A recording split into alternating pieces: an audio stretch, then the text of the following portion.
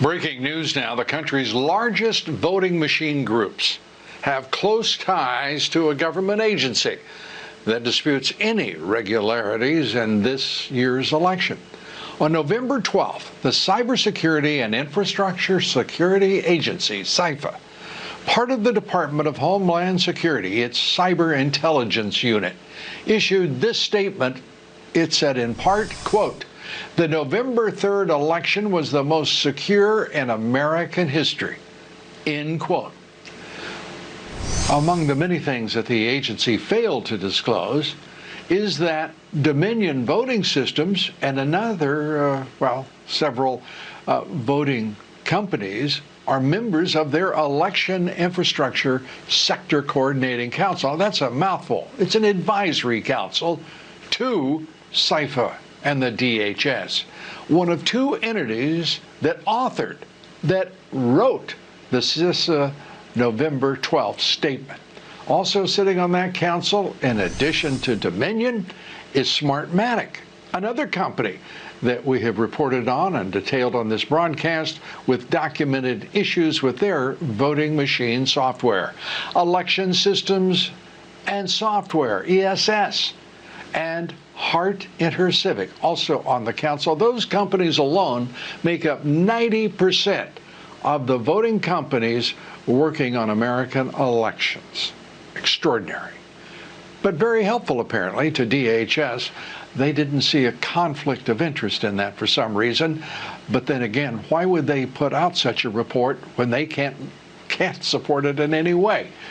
I challenge the Department of Homeland Security to produce evidence that this was the most secure election in history, when it was, in point of fact, the opposite. Big tech giants Microsoft and Amazon Web Services also sit on the CISA Council. Both companies had executives and employees donating millions of dollars to Joe Biden's campaign and Democratic causes. Now, we've asked both Dominion and SmartMatic about their role on the CISA November 12th statement disputing election fraud or intervention by foreign governments. SmartMatic said they didn't have any input. Dominion, they didn't get back to us for some reason. Dominion Voting Systems did send us an email titled "Setting the Record Straight: Facts and Rumors." The first thing they cite is the statement published by the Cybersecurity and Infrastructure Security Agency, the agency where they sit on the board as advisors. Isn't that a little circular, a little club? How nice, how comfy, how irregular. Well, joining us now is Congressman Jim Jordan, ranking member of the House Judiciary Committee and the House Oversight Committee. Congressman, I have to say that they would be sitting on that committee while they're putting out a report ballyhooing the lack of intervention or meddling in our campaign, when, in my opinion, it's demonstrable with the evidence that we already have that this election had more anomalies, more irregularities, and outright cheating than any in the country's history. Your thoughts? Yeah, it's like Andy McCabe telling us the FBI wasn't biased when they did the Trump-Russia investigation. I mean, come on. I mean, they said the most secure election in American history. There are 73 million Americans who disagree with that statement. And so why don't we just do this, Lou? Why don't we let the process work? Why don't we let the law work? Why don't we follow the Constitution? We got 27 days until the Electoral College meets. So let's just let this play out. Today in Georgia, you had 2 counties. Now, there are 159 counties in Georgia. You had 2 of them today. Just, Shazam, we found votes. We've had missing memory cards. There were votes, and both of them were to the benefit of President Trump. So what's the rush? We had 4 years of the phony Russia hoax investigation. What's wrong with 4 weeks of investigating this election with all the irregularities in all these key swing states? Let's just let the process play out. I think that is just common sense, and the vast majority, I think, of Americans get it. The only ones who don't are the mainstream media, big tech, and Democrats in Washington, D.C. The rest of the country gets it. Let the process work. Well, I think it's pretty clear the American people are demanding an accounting and accountability of what happened, because it's on its face. It's obviously such irregularities that they overwhelm the electoral system. There are no explanations. Russ Ramsdale earlier and his team and a citizen coalition working through all of the sophisticated systems involved in this election, they already are saying they have more than enough evidence of fraud that, in his judgment at least, any judge should listen to.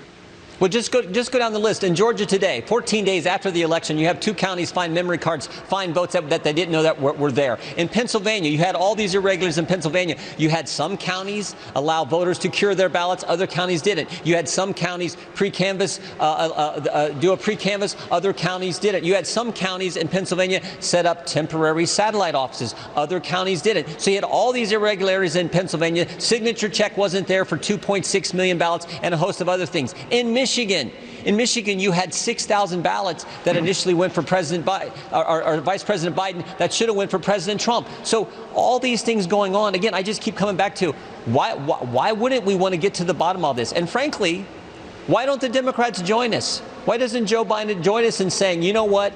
Just like he said before the election, I want this thing to be verified. I want it to go through. Why don't we have that happen? Why won't he say that now? So let's just let this process play out and let's see what we find.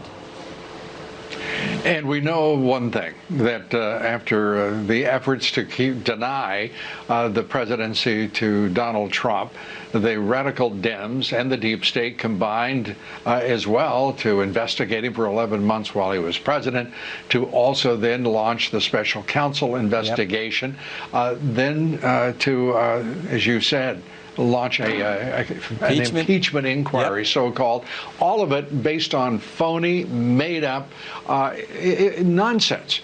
And they knew it.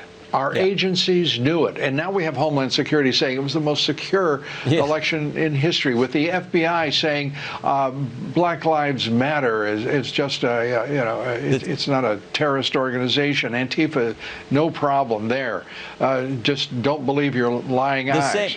We haven't got an agency we can trust at all involved in this election and involved in the past year of violence on our streets. Yeah, the same. You get the last word here, Congress. Yeah, well, I just say the same people who tell us to trust the vote now are the ones who told us to trust the Steele dossier. We know how phony that was. They're the same people who told us to trust the anonymous whistleblower, the impeachment whistleblower that no one got to interview, that I didn't get to cross-examine, which I'd have loved to have done. And now they're saying, oh, you can trust us, the vote's fine, and we got this agency saying the most secure in history. No one's buying it. That's why we have a Constitution, we have a process, we have a law. That's why we should follow it. Congressman Jim Jordan, always great to have you here. Thanks for being with us.